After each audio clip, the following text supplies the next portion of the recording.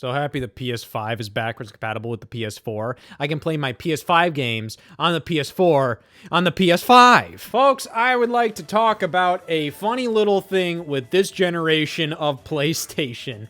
That's still kind of going on, at least from the Sony perspective, the first party side of things. We've kind of moved past that, we're pretty much just PS5 only, full steam ahead. But for the first 2 to 3 years of the PS5 generation, we were consistently getting PS4, PS5 cross-gen games from Sony and pretty much most other companies. And that isn't unheard of, that happens across pretty much every generation. Though going from the 8th generation to the 9th generation of video game consoles, I think we saw this more than ever before, specifically from a AAA first-party perspective. I mean, going from the 7th gen to the 8th gen, we were definitely getting these types of releases, but they were definitely a little more sporadic and mostly from third parties. I remember it was weird, the Xbox One primarily got Xbox One exclusive games from Microsoft. But I remember they had Zoo Tycoon for the Xbox One. That was a launch title in 2013. That was a cross-gen game on 360 as well.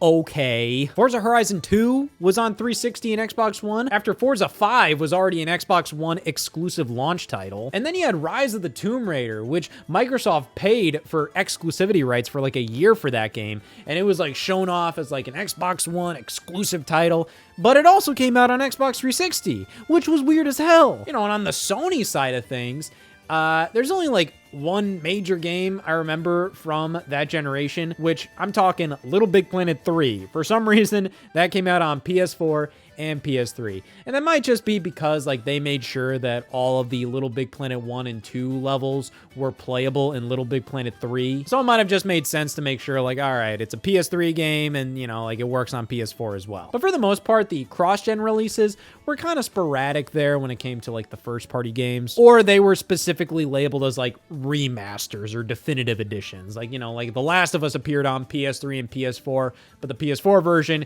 came a year later and it was also called The Last of Us Remastered. But here during the PS5 generation, at the very launch, we got major cross-gen titles. Spider-Man Miles Morales was kind of seen as one of the big PS5 launch titles, but it was also a PS4 game. Same with Sackboy: A Big Adventure. The only first-party PS5 exclusive was Demon Souls, and even then, is that really an exclusive? I mean, it's a remake of a PS3 game. Just made for kind of a strange setup. Sony put out a fair amount of launch titles on the PS5's launch day. I mean, Spider-Man, Sackboy, Demon Souls, that's a good chunk of software. But when these two games were both also on PS4, it kind of made the PS5 feel a lot less necessary, which is weird because on the build up to PS5, Sony made this grand statement that we believe in console generations, kind of taking a bit of a jab at what Microsoft was doing, because Microsoft, obviously with the Xbox Series X and S, those are definitely kind of just taking the core of what the Xbox One was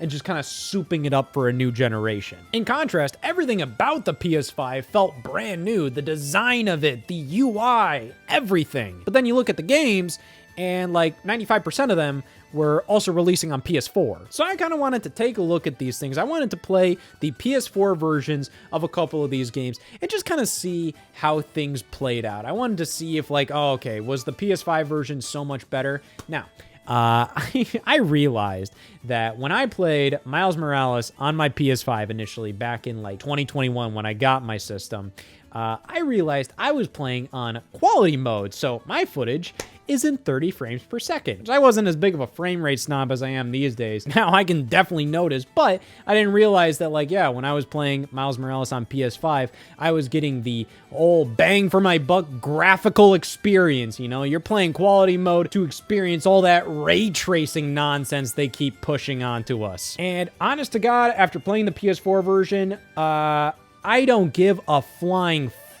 about a lot of the graphical improvements that the PS5 brings any of these games. Hell, I played God of War Ragnarok, buddy, there wasn't much of a difference at all. These games look and run great on PS4. Even if you're playing God of War Ragnarok via backwards compatibility on the PS5, it still looks incredible. Hell, I was playing Spider-Man Miles Morales on an original PS4, like 2013 base level PS4, not even a PS4 Pro. And yeah, like I could tell like the image quality isn't as good as a PS5, but it was still completely fine. Maybe my brain is literally turning to mush after being a baby boy Nintendo fan for so long, where I just don't really like mind a lot of graphical drawbacks. But hell, I mean, like I'm playing Miles Morales on the PS4. I know I'm playing on the PS4, but even then, like when I start playing, like I'm not noticing that big of a downgrade. Yes, I can tell the image quality is a little blurrier. It's not as like crisp, but it's really not that big of a deal. Like if you walked past me playing Miles Morales on the PS4, you wouldn't think I'm playing on the PS4. You just probably think I'm playing the PS5 version. Same especially goes for Sackboy. I mean, I think for a game like this, where it's just kind of like a cartoony platformer, it's definitely harder to notice a lot of the downgrades, but yeah, it looks fine. Now, they also put out Horizon Forbidden West on PS4 as well. However, when that game got a big old expansion, that expansion was exclusive to PS5. So that shows, I mean, eventually all things have to come to an end. This cross-gen period was only going to last for like the first bit of the console cycle. But I just found it strange that this was happening so much on the first-party side of things. Especially in 2022, we got Gran Turismo 7, God of War Ragnarok, and Horizon all in that year, and those were all PS4, PS5 games. And it was just strange because in PS5 we got Returnal from Sony, Ratchet & Clank Rift Apart, and those were PS5 exclusive games. But then a year later, all of their big heavy-hitting games that came out that year were all cross-gen games. It was very strange. It might have been because sales of PS5 exclusive games in 2021 wasn't where Sony wanted them to be. I mean, keep in mind, at that time, it was still really hard to find the PS5 and Xbox Series X consoles in general. So possibly in 2022, they might have course corrected and wanted to put out PS4 versions of these games. But I don't know. I mean, like the development of ports like this, like it can take a while, man. So I just found Sony's strategy to be very interesting going into the PS5 generation, especially considering they were so adamant they believe in generations, even though most of their heavy-hitting games were also damn PS4 games. And they all ran pretty damn well on PS4, so I just think this kind of made the PS5 generation feel like it kind of got off to a bit more of like a whimper. Don't get me wrong, I enjoy all of these games and I prefer to play them on PS5, but the PS4 versions flat out existing kind of aided in the PS5 generation just lacking a lot of identity. The problem is, if I bitch about that too much, I mean, like the whole idea comes up, it's just like, well, it is good that these games are in fact playable by people who don't have a PS5. It's kind of hard to talk about this because on one hand, yes, I would say these games were all somewhat held back by their release on PS4. If these games were designed from the ground up for PS5, they could do much more with them, but they had to design the game at their core based around being a PS4 game. Obvious by the fact that the Horizon Forbidden West DLC was exclusive to PS5,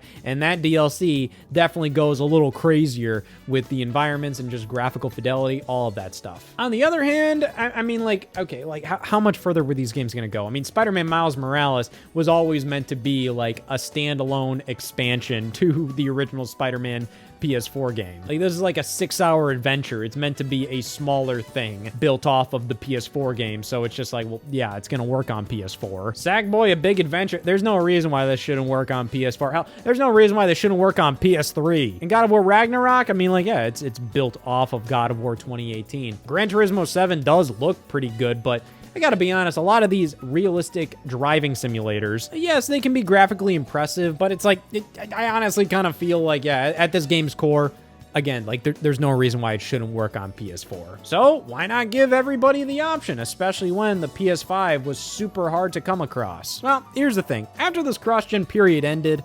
Sony just didn't really have a ton of stuff going on. 2023 came along and Spider-Man 2 was pretty much the only major game Sony even released that year. That was PS5 exclusive, so that's something. Then 2024 came along and we got Astro Bot, which is a phenomenal game. And alongside that, a couple of live service games. You know, Helldivers 2 was a big hit. Then you have Concord, you know, that's kind of funny. Then in 2025, you have Ghost of Yotei. And, you know, hey, That's pretty much all Sony's been doing ever since they stopped doing these PS4 Cross-Gen releases. They published and helped to release a couple of games like Rise of Ronin, and you also had Stellar Blade, which was PS5 exclusive, but you know, I mean, like, it's just strange. You know, for the first bit of the PS5's life, we got a bunch of these PS4, PS5 games, and then after that, barely any games from Sony in general. Just a situation that kind of helped lead to the PS5 feeling the way it does.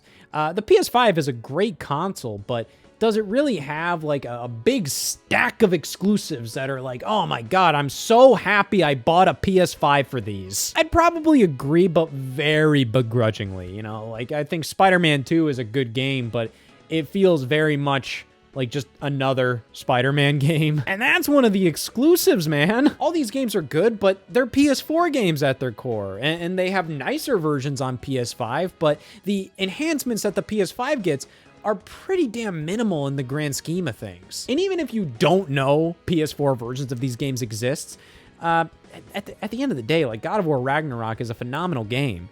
But you can tell when you're playing it that, like, you played a game just like this on the PS4, you know? Like, this being a sequel to God of War 2018, you know, it feels like you just picked up right where you left off with that game. So many of the games that are on PS5 just kind of feel like we're picking up right where we left off on the PS4. And a lot of these games are fantastic, but it just feels like so many years into the PS5 generation, it feels like to some extent that it hasn't even started yet. But even as Sony moved on from the PS4, third parties are still releasing PS4 games rather consistently. You know, I do think it's strange though.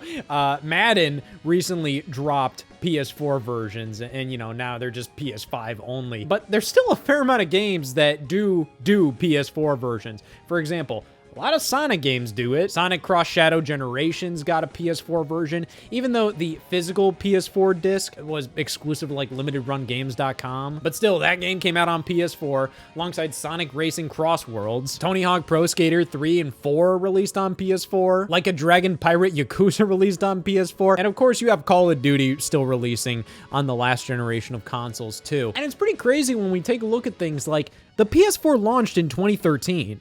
Like, this generation has been going on for 12 years. These generations just keep getting longer and longer, even though the PS4 generation officially stopped being like the primary generation in 2020. By 2026, we're still consistently getting PS4 games. Now, I think a lot of that has to do with just the rise of live service games, you know, stuff like Fortnite, Call of Duty. These games still have a giant base of players, and a lot of people kind of just play these games. So, like, as long as they can play them fairly comfortably on the previous generations, I mean, now, if you still look for online matches in older Call of Duty games on the 360 and PS3, you will find them. And with how we've been met with the law of diminishing returns again and again with graphics, you know, PS4 games still look pretty damn good. You combine that with the fact that the Nintendo Switch 2 honestly is pretty graphically comparable to the PS4 and like the Xbox Series S, and it starts to make sense. Like, if it's easy for a developer to bring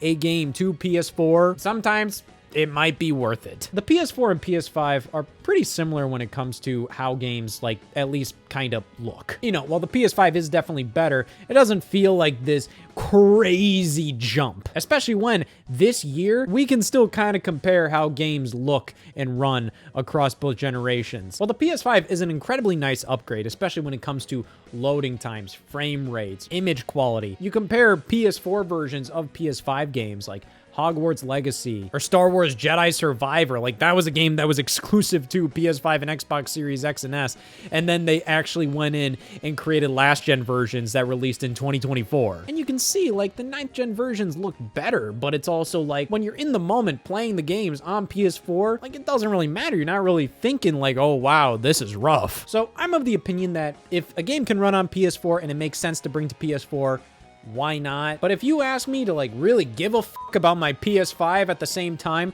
I'm gonna kind of be like, buddy, listen, like, this just feels like a souped up PS4. But that's just where the video game industry is. Like, as time goes on, like, these consoles are gonna become less and less and less unique from the previous one. Hell, it kind of felt like that going from PS3 to PS4, and it felt like that even more so from PS4 to PS5. So when we make the jump to PS6, be prepared to not really give a fuck. Be prepared to see a bunch of PS6 games also release on PS5. Hell, who knows? We might even see some PS4, PS5, and PS6 games. FIFA 14 released on the PS2. Anything's possible.